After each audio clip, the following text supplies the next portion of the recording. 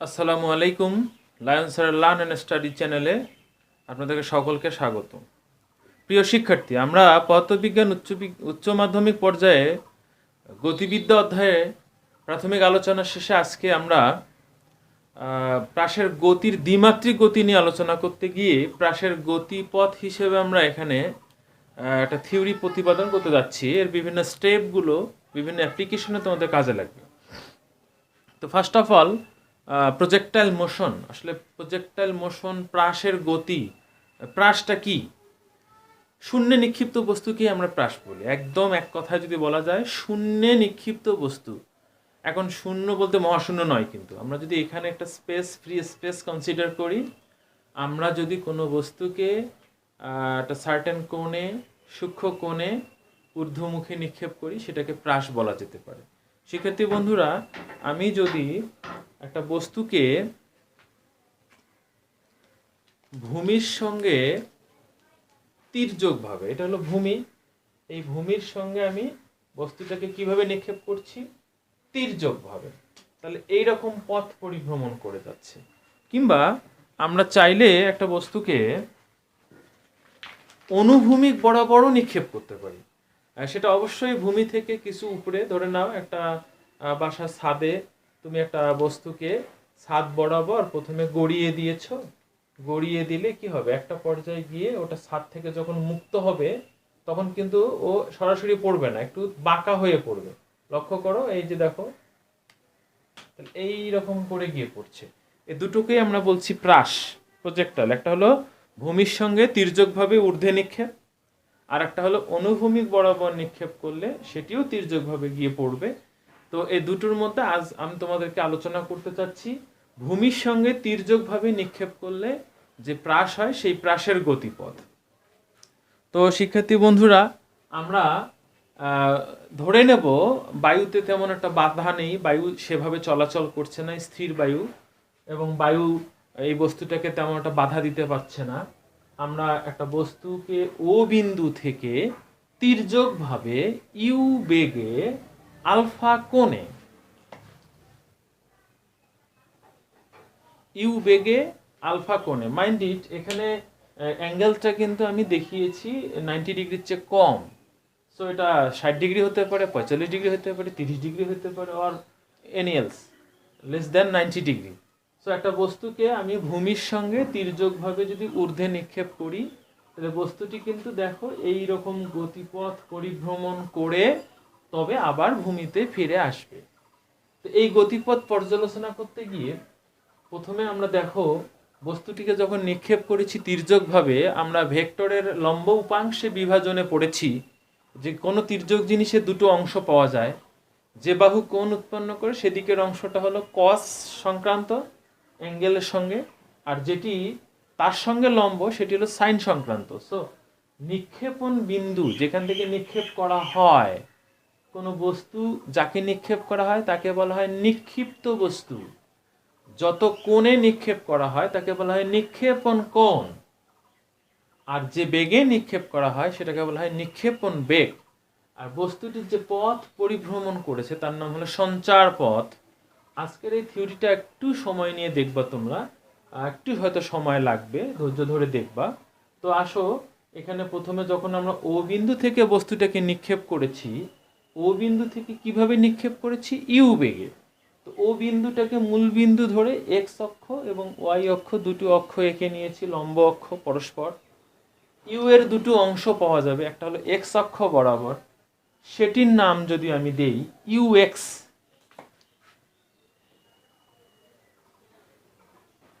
You এর x অক্ষ বরাবর অংশটার নাম কত? U x. সেটির ভ্যালু কত?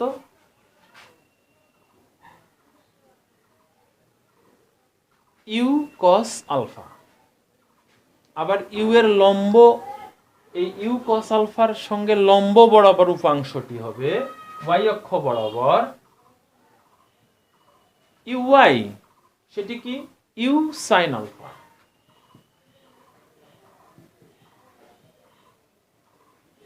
সো আমার কাজের সুবিধার্থে আমি প্রতিটি সমীকরণকে নাম্বারিং করলে তোমাদের বিষয়ের বস্তুটা বুঝতে সুবিধা হবে, এবং সমীকরণগুলো আমরা যখন অ্যাপ্লিকেশনে যাব এই কোন সমীকরণ কোন অ্যাপ্লিকেশনে কাজে লাগবে আমরা ভালো করে বুঝতে পারবো। তো শিক্ষার্থী বন্ধুরা, এটা সমীকরণ নাম্বার 1 দিলাম, এটাকে দিলাম 2।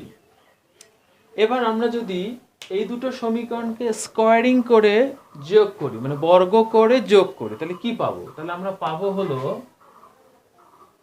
ux square plus uy square is equal to u square common নিয়ে cos স্কয়ার আলফা যোগ sin স্কয়ার আলফা মানে 1, so u square. Then simple u তে কিভাবে পাওয়া যাবে, এটার উপর রুট করে, so u is equal to root over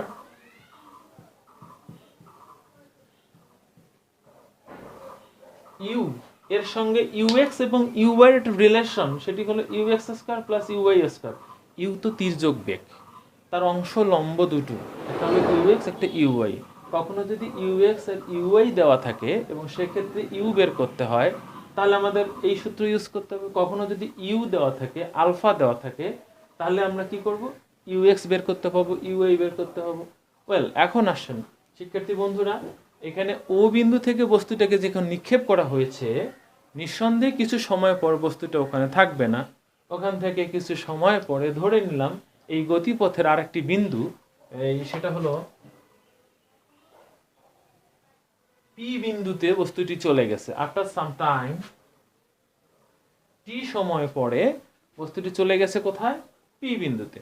but ওখানে গিয়ে বস্তুটার গতিপথ এরকম থাকার কারণে বেগের ডিরেকশনটা কেমন থাকবে?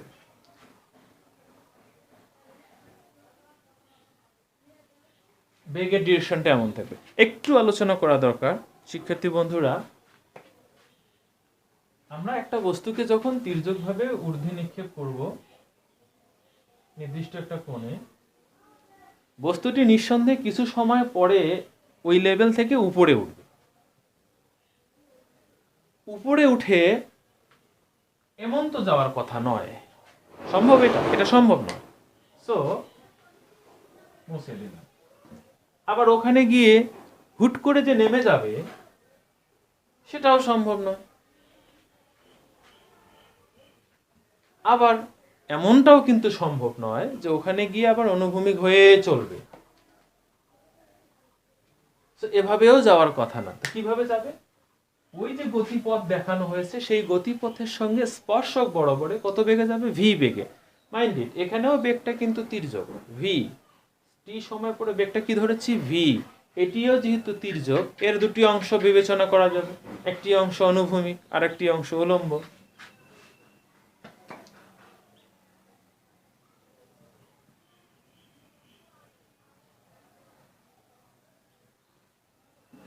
তাহলে পি বিন্দুতে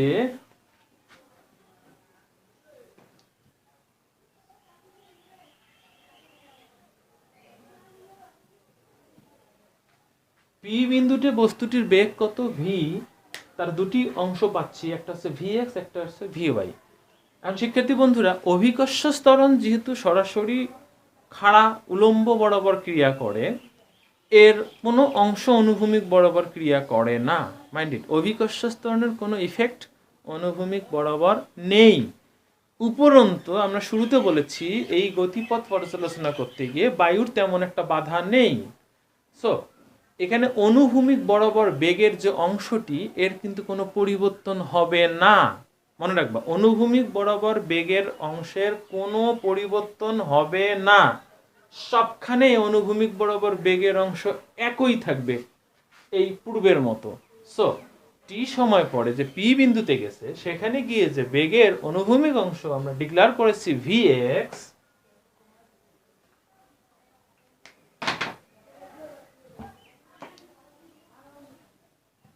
সেটি কেমন থাকবে? পূর্বের ইউএক্স এর মতো, that is u cos alpha, সমীকরণ নম্বর 4। বাট এই যে খাড়া অংশটি, এটি কিন্তু পরিবর্তন হবে, কারণ শুরুতে বেগের খাড়া অংশ ছিল কত? U sine alpha. কিছু সময় পরে এটি তো ভূমি থেকে কিছু উপরে উঠেছে। আমাদের লিনিয়ার মোশনের প্রাথমিক আলোচনায় বলা হয়েছিল, একটা বস্তুকে খাড়া উপরের দিকে নিক্ষেপ করা হলে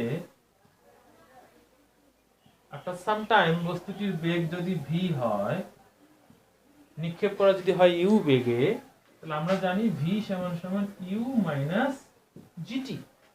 এখন এইখানে আমাদের ভি এর খাড়া অংশটার নাম কি দিয়েছি আমরা? V y. আদি বেগের খাড়া অংশ কত? U y. সো এই ভি ওয়াই হবে ইউ ওয়াই মানে আগে থেকে 2 নম্বর সমীকরণে বলা হয়েছে u sine alpha then minus g t use করলাম এই সমীকরণটাকে।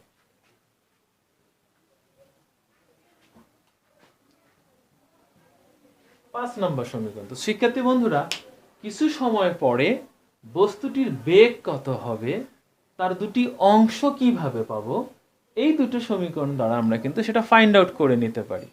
এখন আসো, বস্তুটি ও থেকে যে পি অবস্থানে চলে গেছে, আমরা যদি দ্বিমাত্রিক গতি এখানে পড়ছি, বস্তুটা অনুভূমিক বরাবর নড়ে গেছে, এক্স পরিমাণ সরে গেছে, আর ওয়াই পরিমাণ উপরে উঠেছে উলম্ব বরাবর। সো ওখানে স্থানাঙ্ক দেখিয়েছি আমি পি এক্স ওয়াই। তাহলে অনুভূমিক বরাবর দূরত্ব কত? এক্স। উলম্ব বরাবর দূরত্ব কত? ওয়াই। একটু আগে আমি কথা প্রসঙ্গে বলেছি অনুভূমিক বরাবর বেগের কোনো চেঞ্জ হয় না। সো আমরা লিনিয়ার মোশন থেকে জানি অনুভূমিক বরাবর যখন সমবেগে একটা বস্তু চলে তখন দূরত্ব কি হবে? বেগ গুণন সময়। সো এই দূরত্বটা আমরা ধরেছি এখানে কি? এক্স। এই বরাবর বেগের অংশ কত? ইউ কস আলফা বা এই ইউ এক্স বা v x, both are same. U cos alpha, u cos alpha, অনুভূমিক বরাবর বেগ একই। So u cos alpha into এখান থেকে এইখানে আসতে সময় লেগেছে টি। সো সমীকরণ নম্বর দিলাম 6। শিক্ষার্থী বন্ধুরা, ইতিমধ্যে তো বস্তুটি উঠেছে। কতটুকু উঠেছে? ভূমি থেকে ওয়াই পরিমাণ উঠেছে। সো আমরা লিনিয়ার মোশনের আগে পড়েছি, একটা বস্তুরে যদি আমরা খাড়া ইউ বেগে উপরে নিক্ষেপ করি, টি সময় পরে এটি অভিকর্ষ ত্বরণের বিরুদ্ধে উঠছে এবং এইচ পরিমাণ যদি উচ্চতায় উঠে থাকে, আমরা জানি এইচ সমান ইউ টি মাইনাস হাফ জি টি স্কয়ার। সেই সূত্র অনুসারে আমরা যদি এখানে এই উচ্চতাকে আগে থেকে ডিক্লেয়ার করেছি ওয়াই, সো এইচ না বলে বলবো কি? ওয়াই। ইউ, ইউ তো আমাদের তির্যক, আমরা এখানে খাড়া, এখানে কি বলেছি? খাড়া। এখানে আদি অবস্থায় খাড়া বেগ কিন্তু ইউ এর কত? Y. U y t minus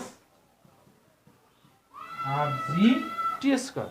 so এই ওয়াই দাঁড়াবে কত? ইউ ওয়াই মানে আমরা জানি u sine alpha into t minus half জি টি স্কয়ার। সো শিক্ষার্থী বন্ধুরা, আমরা 7 নম্বর সমীকরণ পেয়ে গেলাম।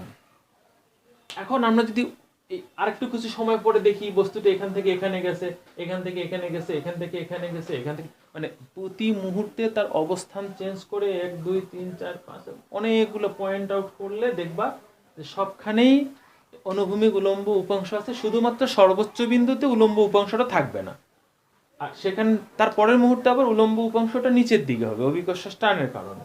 এইভাবে বস্তুটি এখানে পৌঁছবে। তো একটা কথা আমি বলি, এই যে এক্স এবং ওয়াই এর মানটা কিন্তু সময়ের সাথে সাথে চেঞ্জ হচ্ছে। তো এক্স এবং ওয়াই এর মধ্যে একটা রিলেশন ফাইন্ড আউট করার জন্য আমরা 6 নম্বর সমীকরণ থেকে এই টিটাকে যদি লিখি, 6 হতে টি ইজ ইকুয়াল টু কি লেখা যাবে? এক্স ভাগ ইউ কস আলফা।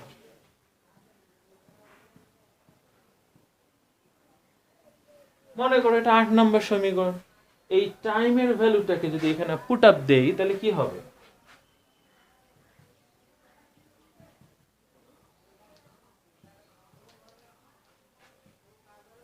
টি মানে এক্স ভাগ U cos alpha minus half জি টি মানে কি? এটার উপর স্কয়ার মানে X square U square cos square alpha. So শিক্ষার্থী বন্ধুরা, এখানে যদি আমরা ইউ আর ইউ কেটে দেই তাহলে এই ওয়াই কি দাঁড়াচ্ছে, ওয়াই সমান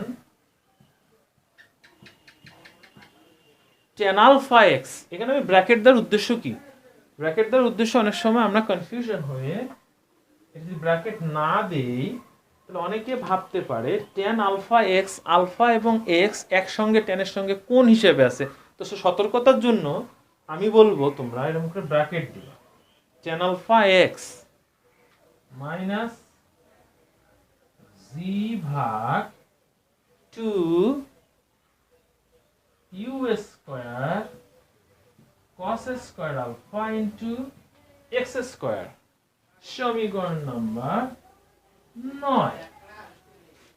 এখন আসো, যেহেতু আমরা শুরুতে বস্তুটাকে নির্দিষ্ট একটা কোণে এবং নির্দিষ্ট একটা বেগে নিক্ষেপ করেছিলাম, দ্যাট ইজ আলফা এবং ইউ কনস্ট্যান্ট রাশি, সেটা যদি কনস্ট্যান্ট রাশি হয় তাহলে এই সমীকরণের অরিজিনাল শেপ ম্যাথমেটিক্সের কোন সমীকরণের মতো, y is equal to, it's a constant as a whole, alpha constant and also tan alpha is a constant, as a constant b, consider it as a constant b minus z, it's a constant, 2 also constant, u constant, cos alpha constant, as a whole গোটা বস্তুটা গোটা অংশটি একটি constant রাশি যদি আমরা ধরি,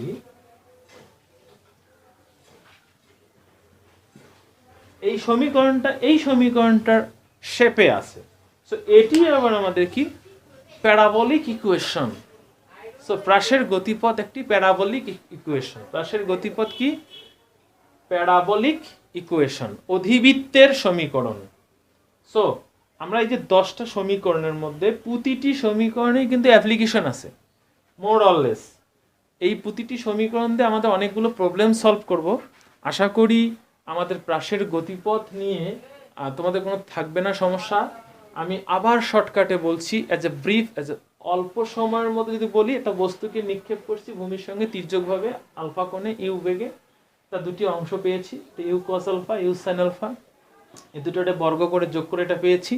কিছু সময় পর বস্তুটা ওখান থেকে এখানে চলে আসছে, সেখানে গিয়েও তির্যক অবস্থানটা ধরে রাখছে, বেগটা চেঞ্জ হয়েছে, তার দুটি অংশ, একটা ভি এক্স একটা ভি ওয়াই, অনুভূমিক বরাবর যেহেতু বেগের কোনো চেঞ্জ হয় না, সো সেটা আগের মতোই আছে, উলম্ব বরাবর বেগ কমে গেছে, আমরা এটা পেয়েছি এই সূত্র দ্বারা।